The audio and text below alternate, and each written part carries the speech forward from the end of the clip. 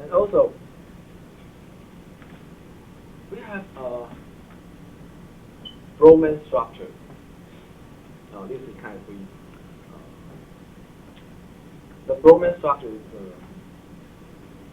is divided through the anatomic ways to know our brain, which function, which part of our brain is for visual, for motor, for sensor, or for language understanding. So we have a different structure, different cluster, different parts in our brain.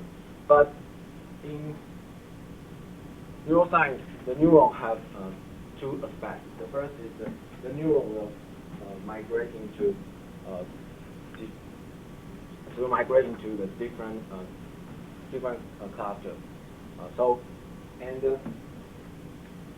The different structure, some different structure, the neuron, that will perform the same function. We call it degenerative. And this is the kind of actions between the different parts, different clusters of our brain. So we call it a macro intermediate point of view. And this is our brain will focus on these two facts. And the third is the micro point of view. We focus on the neuron. The neuron genesis, synaptogenesis and synaptochromia. But this is maybe more detailed. So I will try to focus on the macro and the macro level first. But the ideas in the macro level, they have some interesting ideas. So maybe these ideas we can use in other directions or other research directions. And later I will try to analyze our brain simulator.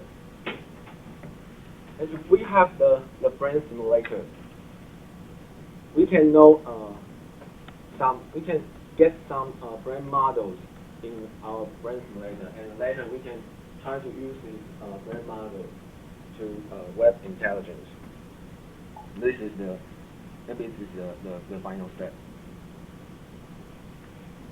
So at this time, I think it's time to conclude my presentation today, and I'll point out some future works.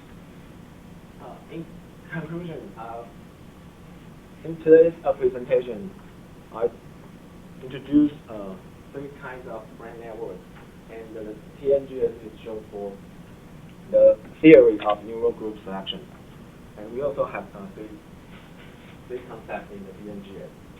And we use these two concepts to model, to come up with the ideas of how to make a brain simulator. So in the future work, I want to know more about the polymorphic group structure and try to get the result of AD-related experiments. There's some research paper about the AD, and because get the functional MRI data or other psychological experiment data is very important to create our brain simulator. We have to own this data, and then we can use this data to create our brain simulator, and later we can test our simulators using this kind of data. And we'll model our brain simulator. So eventually we can create a brain-oriented SLS. But this is just an idea. So this is my today's presentation. So do you have any questions or any comments you may have? You can feel free to ask.